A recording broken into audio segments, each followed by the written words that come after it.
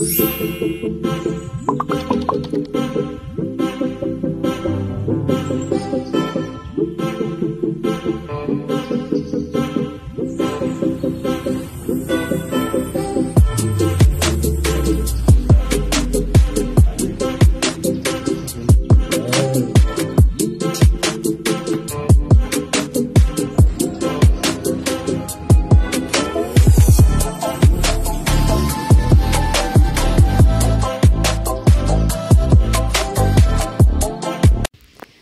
guys, magandang araw po sa lahat. Ito po si Ai.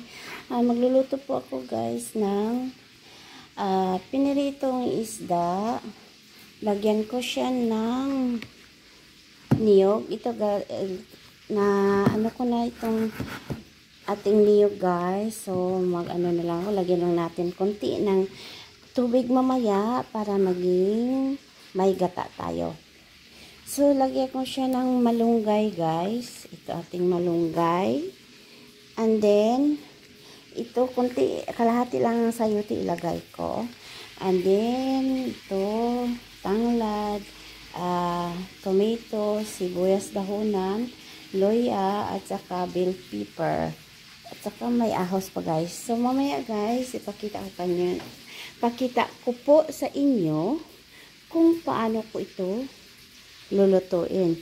So, i-prepare ko muna itong malunggay guys para i-ready na natin siya pag luluto mamaya. Pati ito, i-chop natin. And then, itong gata, ating lagyan ng tubig para may gata na tayo. So, ito na siya guys. Na-ready na natin. Ito ang, yung sayuti, itong malunggay natin, ito yung mga spices natin, yan. At ito na din ang ating isdang pinirito. Ito guys ang pinakauna nating iluto, yung gata na hindi masyado marami siyang gata. Ito siya ang pinaka-spiso at maraming pinaka-creamy na gata. So, first, ito siya natin ilagay, guys. Dito, ilagay natin una dito sa ating lulutuan. Ito siya. Okay? Ilagay lang natin siya lahat. And then, lagyan natin yung gata na hindi masyadong creamy. Last portion na yung pinaka-creamy, guys, para masarap siya. Yan. Iganyan lang natin siya, guys. Okay. Then, yung pangalawang gata, ito siya first. Ito pangalawa. Siya ang ilagay natin dito. Yan siya, guys. Then, ilagay natin ito siya at ito siyang guys, ilagyan natin ng bell pepper, garlic at saka yung loya at saka tomato. Ito siya, pakuluin lang natin siya guys. Ito sa last na ito guys with yung pinakagata na space. So, i-turn on na natin ang ating gas.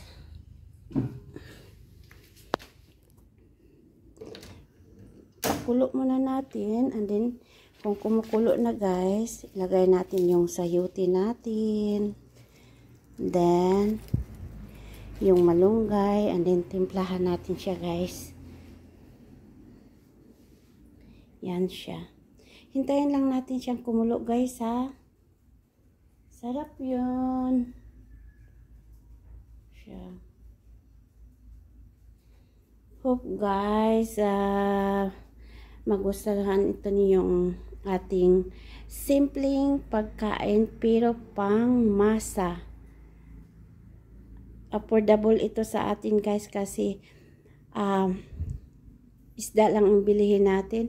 Ang mga gulay guys, dyan lang sa tabi-tabi namin kasi may mga gulay kaming ano dyan sa labas.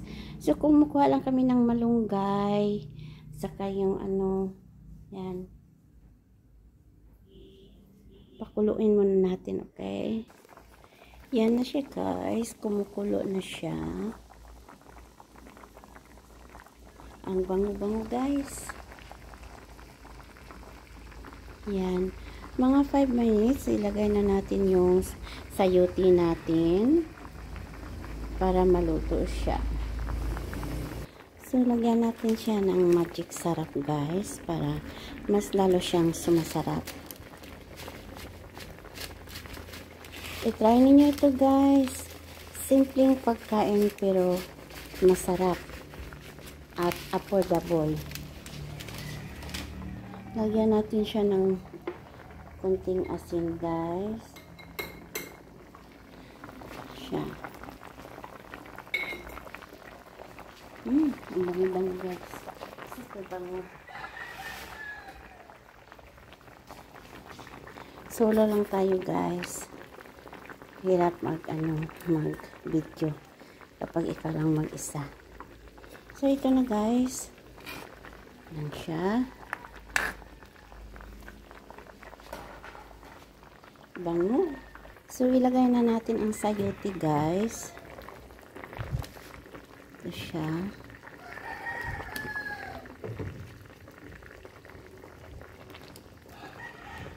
Pakuluin lang natin siya ng 5 minutes guys kasi mama ko hindi siya pwedeng kakain ng half cook, so kailangan nating i-cook talaga siya. Ano siya guys, yummy.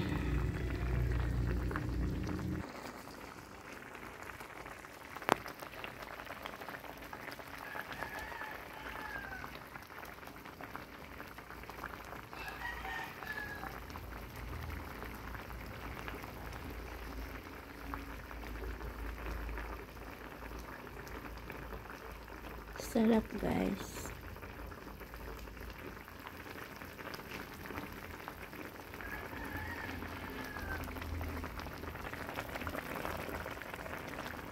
Yan ang yung ano natin, tanglad. Hindi ko alam ano yung sarap. Tanglad. Yeah. So guys, hope you love my video and follow me guys, Ai Cooking Channel. So guys, ilagay ko ng ating malunggay. Yan siya guys, masarap kapag maraming malunggay. Yan. 8 ounce. Yan siya. Ang ating malunggay. Then,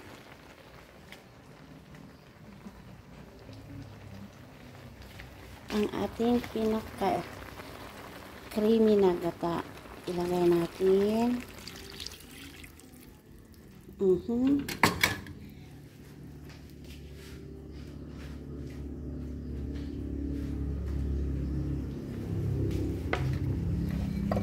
Then, ang ating sibuyas.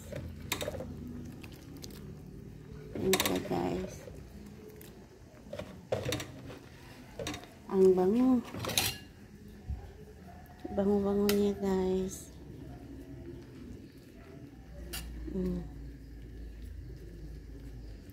So, hintayin lang natin siyang kumukulo guys.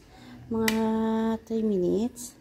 And then, kainan time na tayo.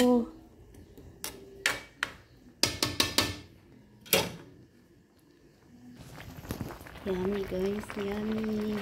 Tingnan ninyo. Super healthy siya guys. Ang sarap talaga. Subukan niyo guys. Yan.